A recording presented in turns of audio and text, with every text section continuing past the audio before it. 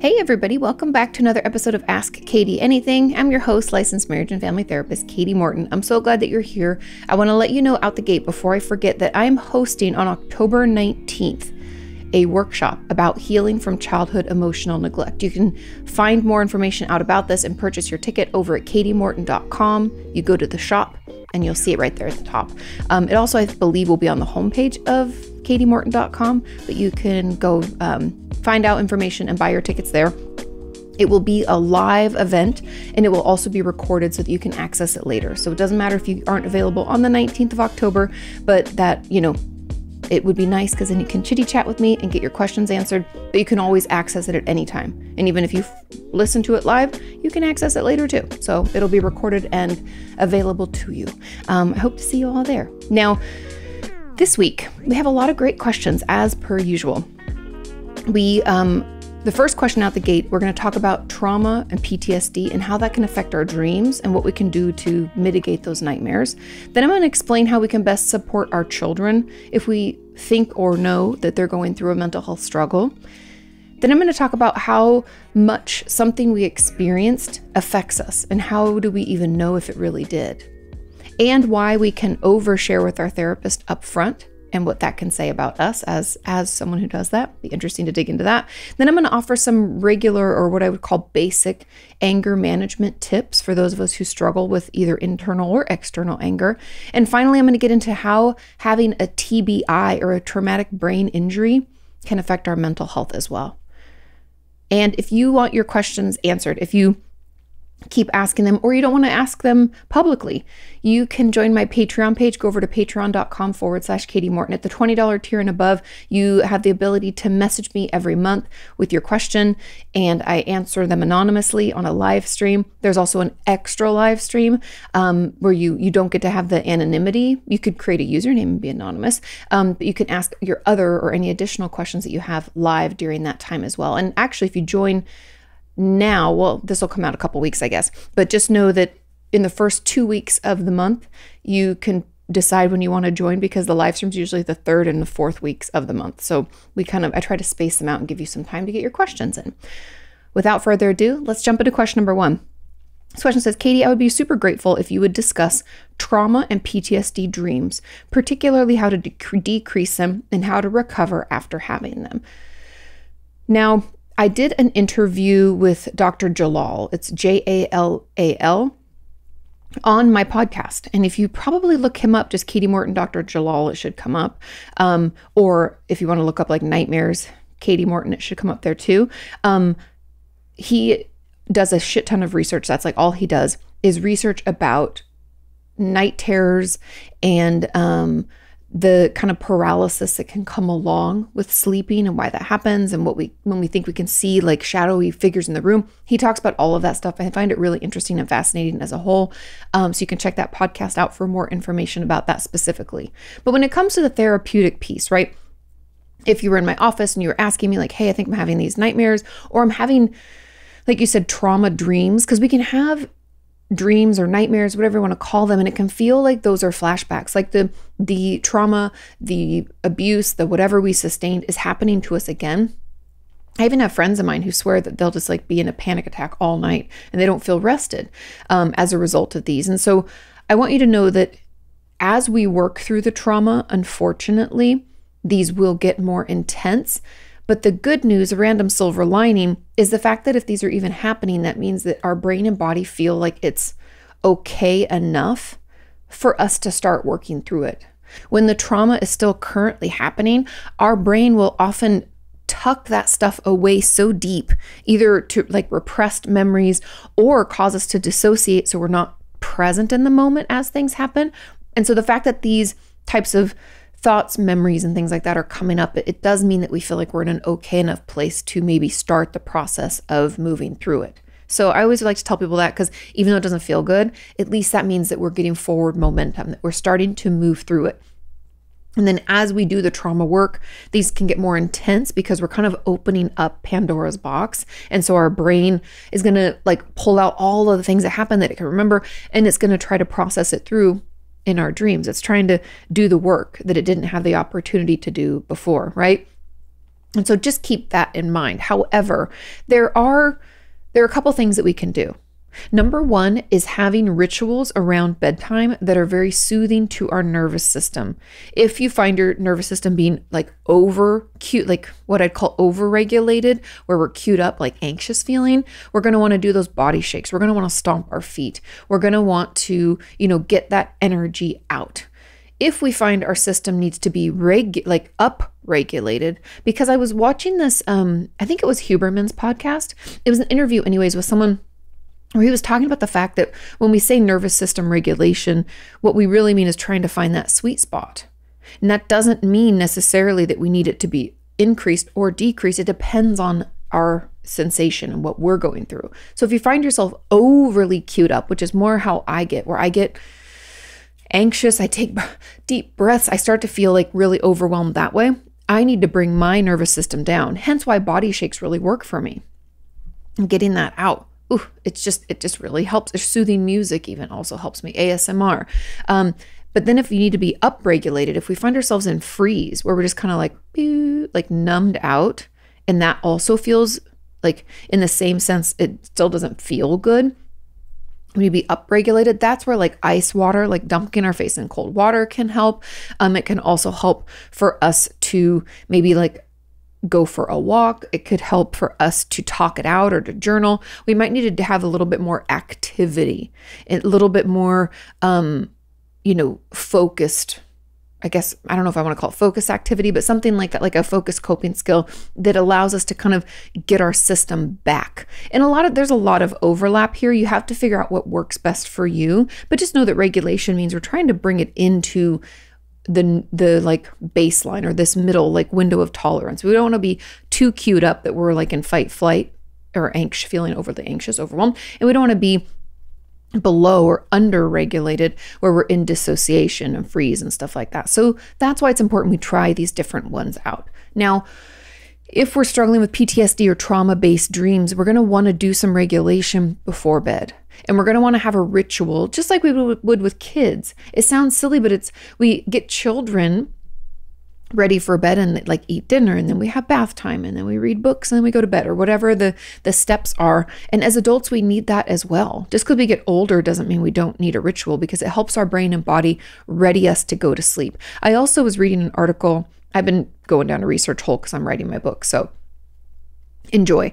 It's important that we don't eat 3 hours before we go to sleep, because it can impede our melatonin release.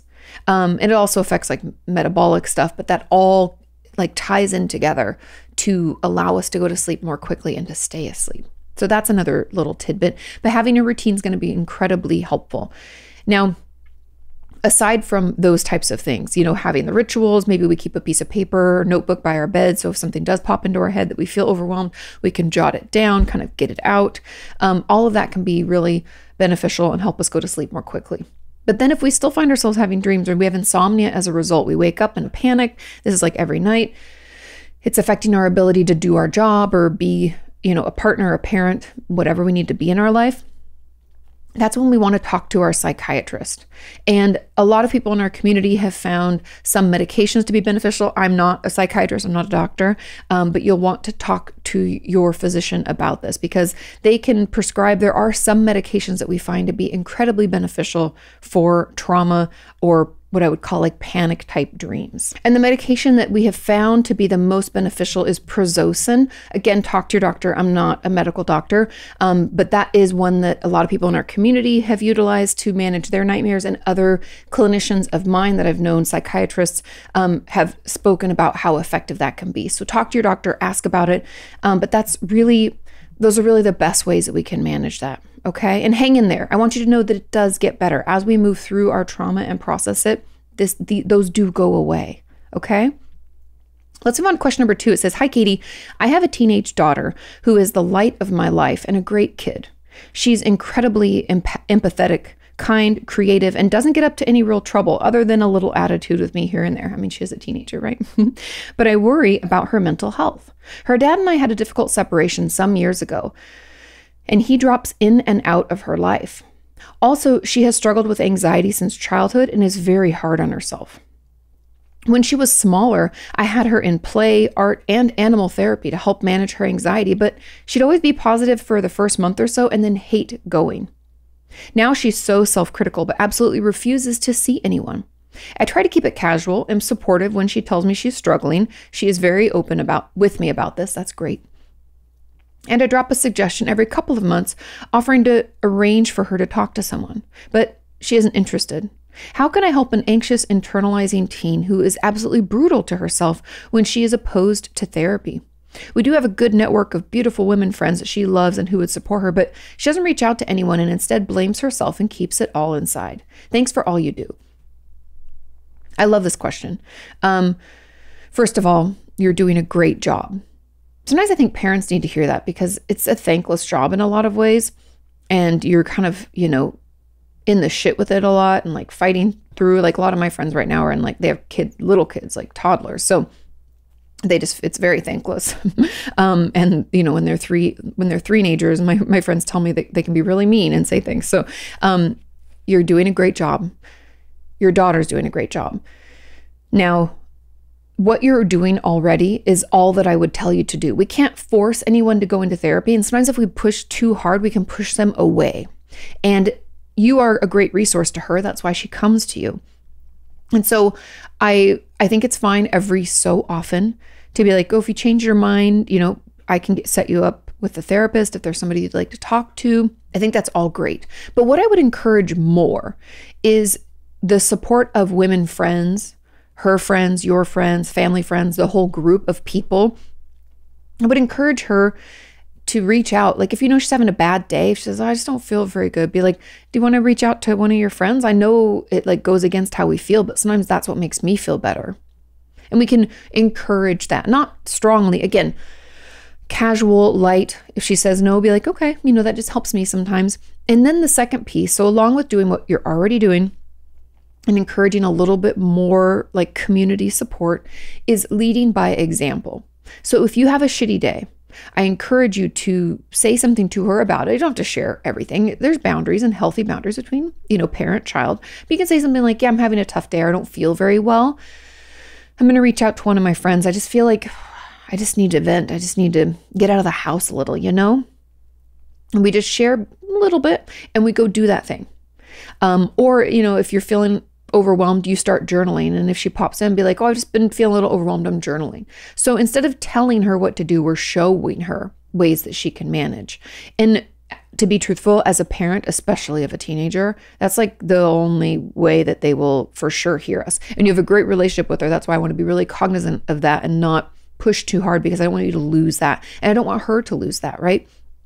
I think it's going to be great for both of you to be able to have that open and healthy conversation. But again, I want to let you know that you're doing a great job. And the difficult separation was probably hard on her. You said she was already like kind of an anxious kid. That's probably a little bit genetic, but also just her predisposition and her personality. It's kind of like how I was. Yeah, just check in. You're doing a great job.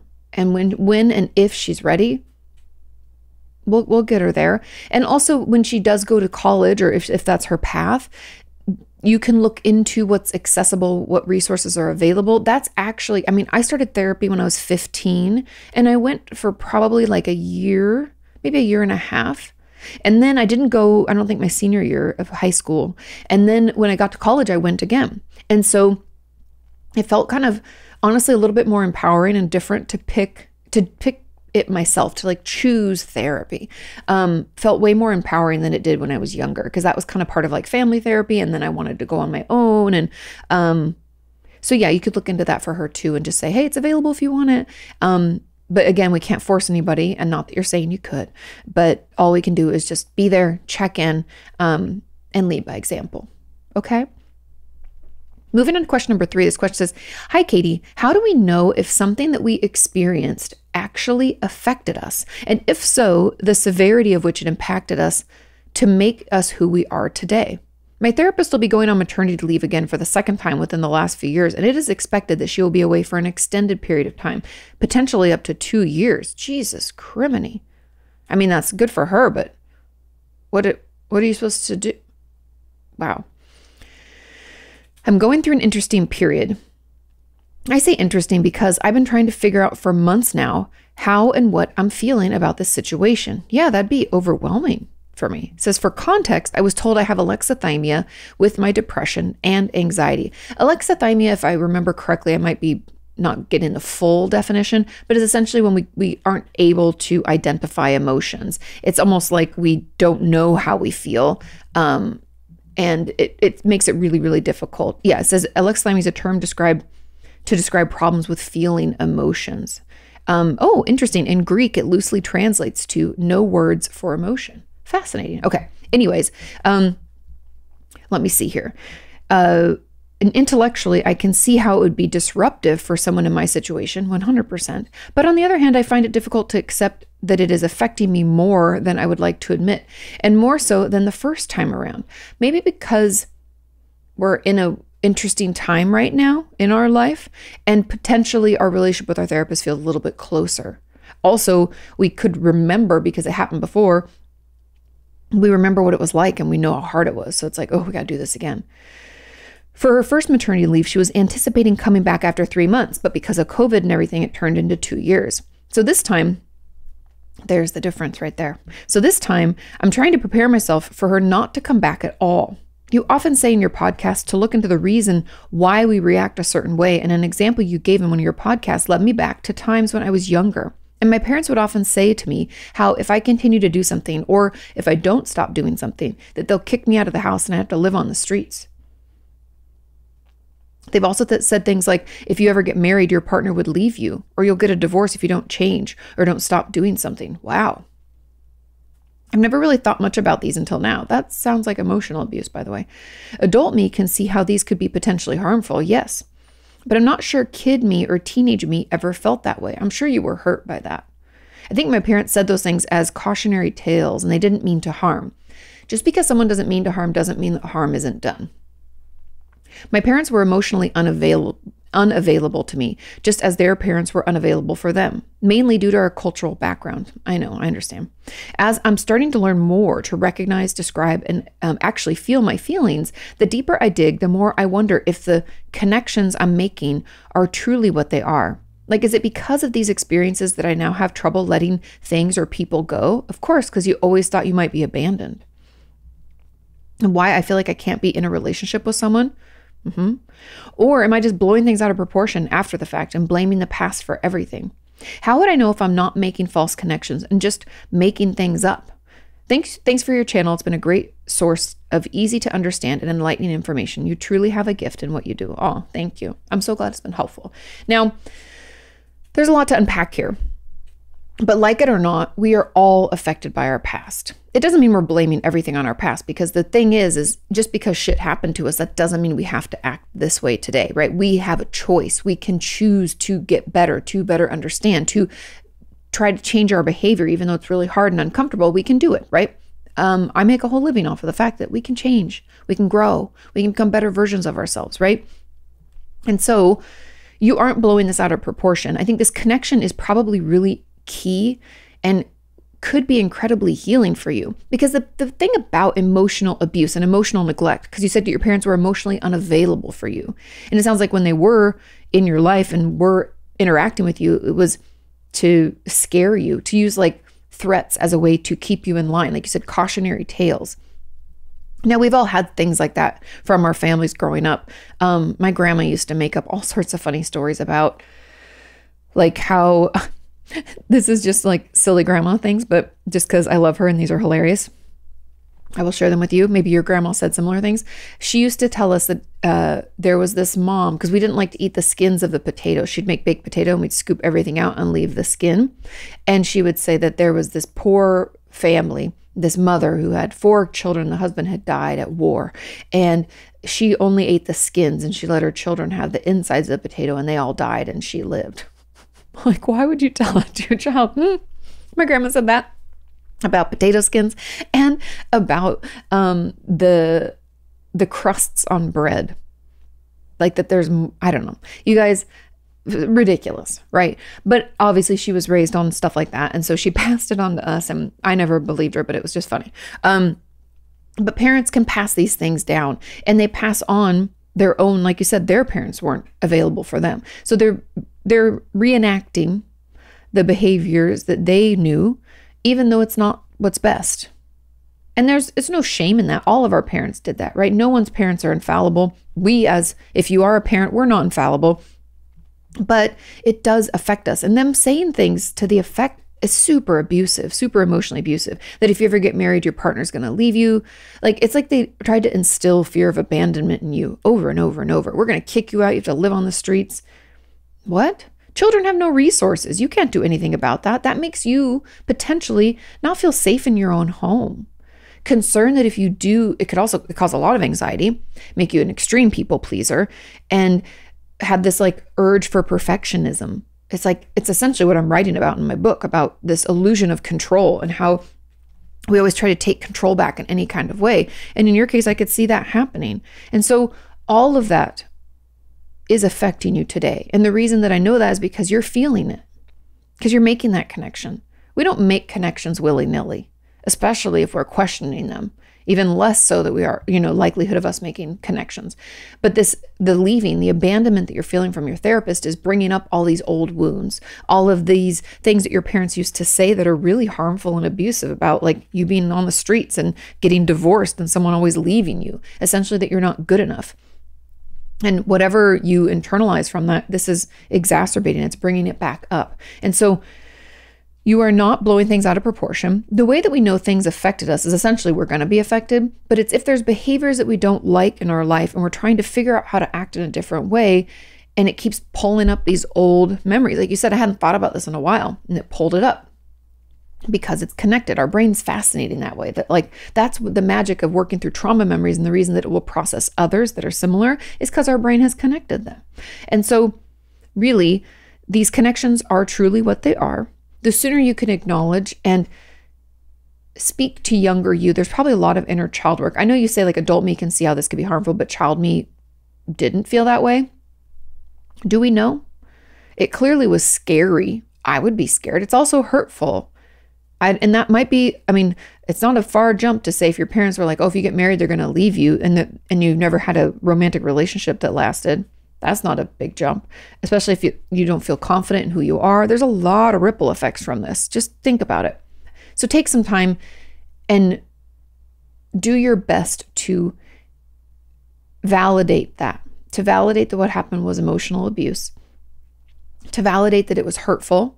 You can love your parents and admit that they didn't do the best job, by the way. Those things are not mutually exclusive. They happen together a lot. We all love our families, but it's not perfect, right? Not at all. So allow yourself to go down that road. I encourage you to be honest. If we think our therapist is not coming back or it's going to be 2 years, I don't know if you're open to seeing someone else, but that kind of disruption is really hard. I even have a tough time. Many of you in European countries will tell me, oh yeah, my therapist takes the summers off. And while I'm a huge advocate for work-life balance, in my mind, it's better if we take a couple weeks here, maybe a month, and then a couple weeks there versus taking 3-4 months off at once. That's hard for us when we depend on that for support and insight, right? And so those are really my thoughts. You're not making it up. It's real. But then just to go back and answer the top question just succinctly, how do we know if something we experience actually affected us? If when we are behaving in some kind of way that doesn't feel good to us, right? You don't feel good thinking this way and feeling this way. And we can easily, our brain starts pulling up these other times that we felt that way. Or if we think about it, because I often ask my patients, how, think back, is there another time you felt this way? It might take a little work, but we can get there. That's how we know it's affected us. If our brain keeps bubbling up these old memories, we know it's affected us. If we find ourselves acting in a certain way and we're oh, that reminds me, I will do this personally. If I'm feeling some kind of way that's not comfortable, I'll be ooh, the last time I felt like this was X. I can tie it back easily. I can be wow, I haven't felt this good or bad since then. And that tells you that, that has affected you, or that this situation that caused that first upset is clearly the same thing that's still causing this upset. Does that make sense? So if we find our behaviors not aligned with who we feel like we are, and whenever we think about it, we pull back to this other situation, we know we're affected. If we're struggling with a mental illness or mental health issues, and we honestly, period, usually those comes out of something that's happened to us. It can be completely genetic, but there's always both. It's not just nature or nurture, it's always both. And so we're all affected by our past. The level with which it still affects us depends on how much work we have put into working through it and to moving through it. The more we process, the more we acknowledge instead of minimizing it, the more we acknowledge and validate it, the sooner we'll feel better. Does that make sense? I hope so. Let's move on to question number 4. It says, hey, Katie, I hope you're doing well. I was just wondering if this is something that is common or whether I'm weird. I think we're all weird, by the way. It says, when I first met my therapist, I had a complete verbal diarrhea about a few things that happened as a teen. I am also team verbal diarrhea. I apologized and she said it was okay and was very reassuring that I didn't need to apologize. Good, good. This was a few months back and we have talked about them in more detail since. I haven't brought it up with her yet, but I think I may have a light bulb moment as to why I did that. I think it's connected to when I was trying to get someone to hear me. When I was in school, no one would listen, and I was told to just ignore it, that I was being sensitive. Ooh, I hate that. And when I tried to tell my parents, I kind of played it down to avoid upsetting them, so they didn't really understand the effects that these things were having on me, so I never got help. And the events taking place just continued. I'm so sorry. I think I did that to avoid her rejection, because if I built a relationship with her first and got a similar reaction to the ones in the past, it would hurt me more than if she was just this complete stranger still. Oh, so it was like you were throwing it all out there just to see if it was going to be okay. You're like, what is it? Can you handle it? Okay, you can. Interesting. I think that she's gotten to know me. I think as she's gotten to know me, she will probably come to the conclusion quicker than I have, but part of me wants to bring it up. You definitely should. But then part of me doesn't want her to think I judged her without getting to know her. She's not going to think that, don't worry. Even though I know that she probably already knows that's the reason. I feel bad for bringing it up. I always thought that I would have been the type of person to bottle it up until I was super comfortable. Is it normal for people to do this for the reasons that I've mentioned? If so, do therapists normally know this as they get to know their clients? This is a great question. Verbal diarrhea can happen for a lot of reasons. Me personally I think because it doesn't take me that long to trust people, and that's gotten me into trouble in my life, like friendships that should never have existed that were super bad and went quickly, we got close real quick and then ended real quick. I think it's been my navigation of boundaries has been tricky in my life. Certain relationships feel like there don't need to be any, and others feel like it needs to be super rigid. And it's been me learning. So there's that reason that we can overshare or undershare. I also think in therapy in general, personally, I go in verbal diarrhea style because it's the one place that I know I can do that. And that's like what I look forward to, is just the venting. I don't think I've ever had therapy, even my EMDR therapist, where I don't open by just like dumping all the shit that I've been wanting to talk about. Like, oh my God. And then we'll be like, okay, we can get back into the real stuff. And I'm like, yes, okay, I got that off my chest. Feels good, right? So your therapist, I say all of that to say that your therapist may not know the reason, unless, obviously it sounds like you may have talked about these specific things, but it is helpful, since you had your own aha moment, to share that with your therapist, because she may know that or think that, but she may not. And it's best that she understands that connection, because that tells us a lot of information. Anything that we realize that we're like, oh my God, we should share that with our therapist, because first of all, if they haven't mentioned it because they're waiting for us to come around to it, now we can talk about it and process it and work through it and have other tools and techniques along the way. Or if they didn't realize that this was the issue, or that this was what was happening, or they didn't make that connection, then they can see that and then we can explore that more. Either way, it helps move your therapy forward. And you're not weird at all. I think a lot of us have these fears of rejection, these fears of people not understanding. There's a lot of people in our community have talked more and more recently about not feeling understood or heard, and how triggering that is. And that makes sense, right? We all seek to be heard and understood. It's actually a really key piece if you want to do some deep research diving in our development as children. Feeling seen, heard, and understood are like key for not only our emotional intelligence, but also our ability to regulate ourselves. And so it's really important when it comes to developmental psychology. So yes, I would tell your therapist it's very normal. I have tons of patients who do different things for different reasons. Overshare, undershare, all those all come with like there's something pushing them, right? You overshared to be like, can you handle me? I don't know if you can. People usually run or don't listen. So can you? Right? You were testing. And that's normal. Therapists get tested all the time. I've had patients tell me lies about a quote unquote friend to see how I responded. I remember one of my patients in particular used to dress up in the opposite sex's clothes, and they didn't feel very comfortable about it. So they were telling me, I have a friend that dresses in like, this kind of way. And I said, oh, interesting. Is that something you're excited about as well? There's a whole culture around that, I just was curious. And then like a month later, they were like, that was me. Right. So therapists get tested all of the time. It's okay. We expect it. We're not hurt by that. And so I would bring it up with your therapist to ensure that you're both on the same page. Okay. Moving on to question number 5, it says, hello, Katie. Can you talk about some basic anger management / frustration tolerance tips? Gladly. I feel like I lose my temper way too easily. And it's not the type of person that I want to be. I feel that. I know you've talked about anger not being a bad thing and that it can teach us something. Yes, anger is super helpful. But I'm talking about the times when I'm losing my cool for trivial things, or when I know I'm overreacting, like cursing because I caught a red light, being snippy and defensive with people when they don't deserve it. I'm getting better at calming myself down after being triggered, which is good, but definitely doesn't help me when it's live and in the moment. I can't seem to catch myself before lashing out, and then I feel terrible. Any help would be appreciated. It says, P.S. If you read this, know that I can't thank you enough for your answers. Sometimes it's like you're in my head and speaking right to me. Oh, I'm glad. I often get better advice here than the therapist that I pay $100 an hour for. LOL. I'm glad I could be a helpful resource. Okay, when it comes to anger management and frustration, there's a ton that I can talk about. But let's be specific about what you're feeling. Is the fact that you feel essentially easily triggered. And there's a couple of pieces here, okay? Number one, and my knee-jerk reaction was that when you're snippy, when you're cursing about little things, you get agitated, it pushes your button, and you lash out.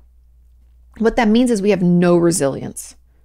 Now, I don't know if that speaks to you, but when anybody is so easily triggered and quick to fly off the handle, there's no judgment.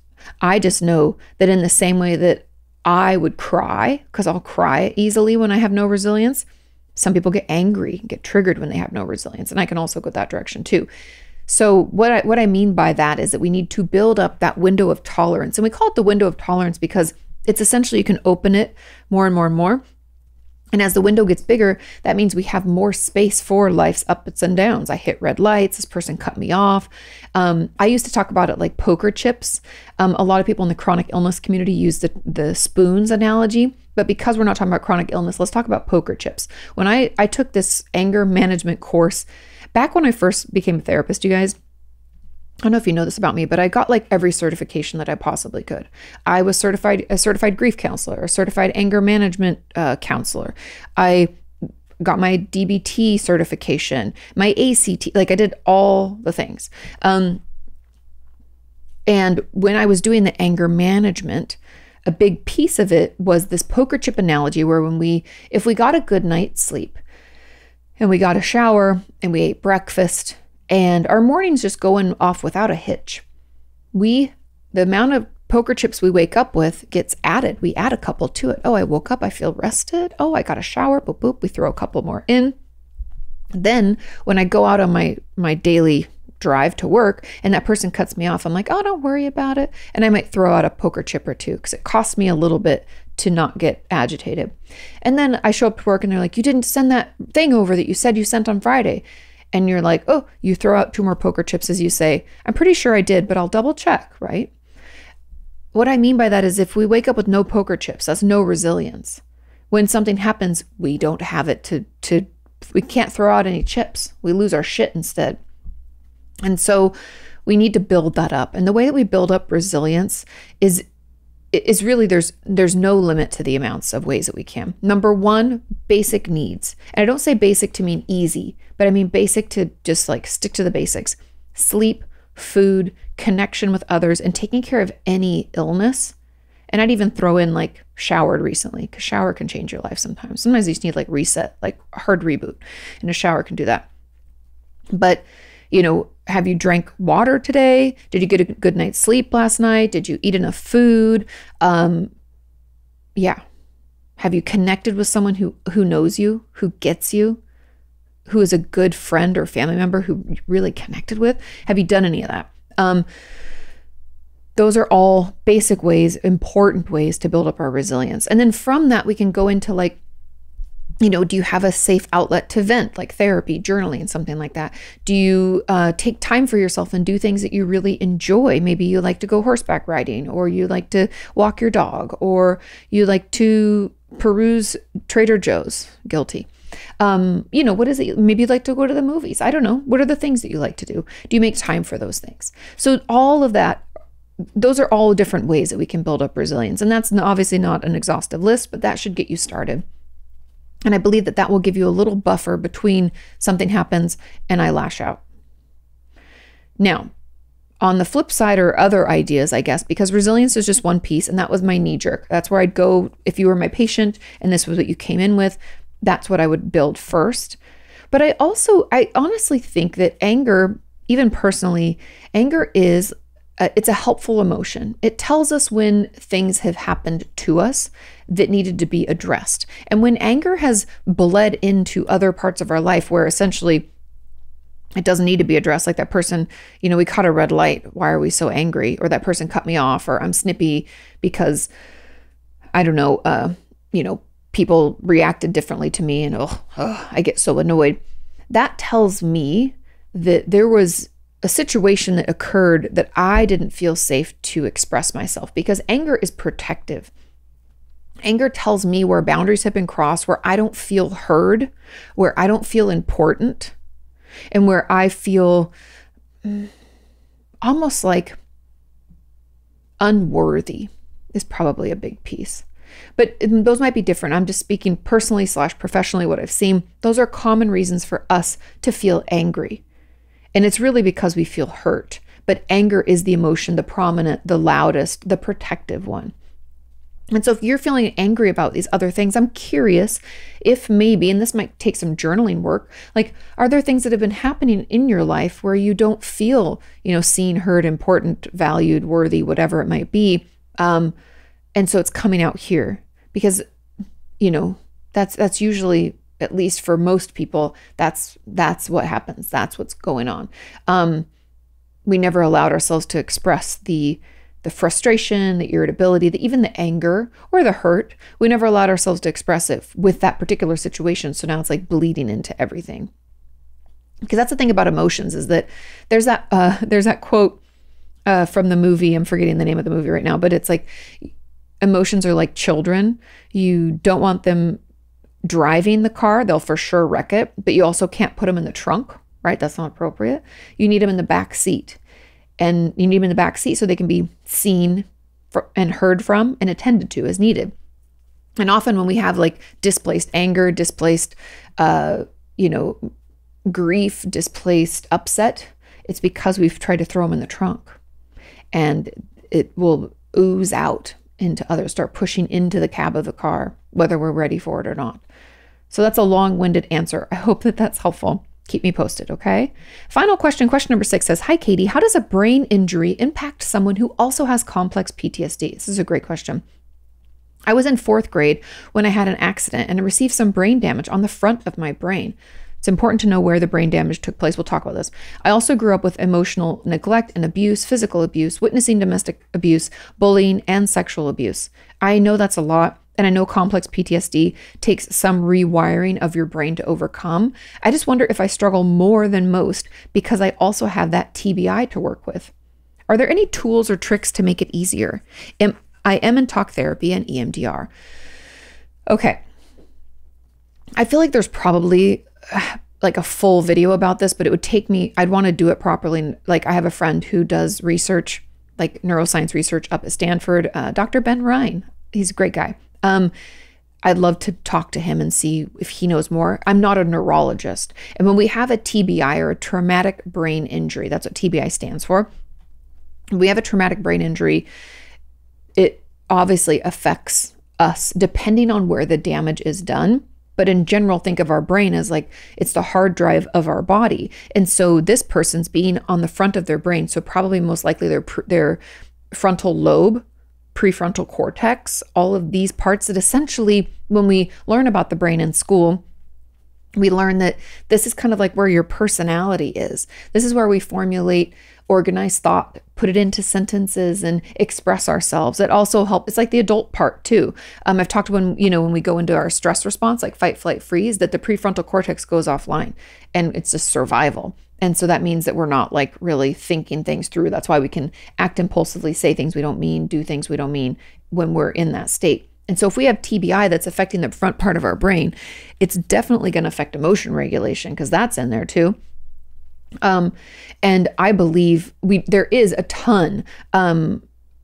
There's even this article I found from the, it was in the NCBI in PubMed Central. When I do my Google Scholar, they're a great resource. But anyways, this was originally in the Biology of Psychiatry in 2022. And it's called Mental Health Consequences of Traumatic Brain Injury. I'll put this in the description so that you can read through it. But essentially what I learned through even just brief research, and I knew this before because we have other members of our community with TBIs, is that TBIs themselves can cause mental illness, because it's affecting, it'd be like akin to saying, I don't know, I broke my knee, but I don't know why my leg is so hurt, right? Your brain got whacked inside of your skull, and it's going to affect how it functions. Just like your leg wouldn't work if you broke your knee, right? And so when we have a TBI, we can have a mental illness as a result. And as well, because I did a lot of research about veterans, and I know I get annoyed too when PTSD is all focused on veterans. And I love our veterans. It's nothing, but they're not the only ones with trauma. But they are a group to easily assess and treat, and they have a ton of data because of how they get treated, right? If they're in the field with them or they're discharged and getting treated, it's all kept on record. That's why there's a lot of research about it. So they do find that those who have PTSD and also have TBIs, it's much harder. It's not impossible, but the effects of the TBI and the effects of the mental illness are like exacerbated by each other. So in short, the answer is yes, you do struggle more than most because of your TBI. That's just natural. It's because you have damage to your brain, right? We have an injury. And so my encouragement is to work with a neurologist. I'd assume you have one since you've been diagnosed with a TBI. I hope that you've seen one. One of my favorite neurologists, Dr. Hart Cohen, I don't know if you're in LA, but he's at Cedars-Sinai. He's amazing, warm, kind, super intelligent, a great guy. But find someone that you like, someone that spends time with you, who hears you out and can offer some other resources, medications, treatments, and things like that to help you resolve it. I don't, again, not a neurologist, couldn't speak to the TBI, but I can speak to mental illness. And I believe that EMDR and talk therapy are both great. I think I'm wondering if, and this is just me, because of the extensive abuse that you've sustained, part of me wonders if somatic experiencing, I don't know if your mobility is affected by your TBI, by the way. It's usually the back of the brain that causes that, but don't want to jump to conclusions. But I think that maybe somatic experiencing could be helpful for you. Two reasons. Because if your TBI makes it hard for you to concentrate and talk for long periods of time, which happens to a lot of people with TBIs, that the movement stuff could be helpful, so that could then make it easier for you to participate in therapy more fully and more consistently. And then the second is that it could help get some of that stress response energy out of your system and help you reconnect to your body. Because when we have such extensive trauma, it often feels safer for us to disconnect. And so like I know you're doing talk therapy and EMDR, I think those are great. I don't have any problem with those at all. But if you find it hard to continue focusing and talking for that long in talk therapy, maybe look into somatic experiencing, or ask your EMDR therapist if they offer things like that. And maybe if we wrap up EMDR, we move into that, because I think that could really be helpful for you. Yeah, I wish I was a neurologist. I wish I could speak to this more, but know that you're not over exaggerating. You are struggling more than most. TBIs they can cause mental illnesses, and they can exacerbate ones that already exist. So hang in there. It can and will get better with the right care and treatment. Okay? Thank you all so much for listening and watching. Thank you for sharing this podcast. It really helps. Thank you for asking your questions. Don't forget to sign up for my workshop. Just go to katiemorton.com, click on the shop at the top, that tab. I have a ton of workshops in there too if you haven't explored them. Everything from boundaries and attachment to inner child. And upcoming on October 19th is going to be healing from childhood emotional neglect. You don't want to miss it. It will be recorded, so if you aren't available that day, you can still access it later. And even if you watch it live, you can rewatch it, because I know personally I like to rewatch because I can't absorb everything at once. But check it out. I can't wait to see you there. Have a wonderful rest of your week. Do your homework, and I'll see you next time.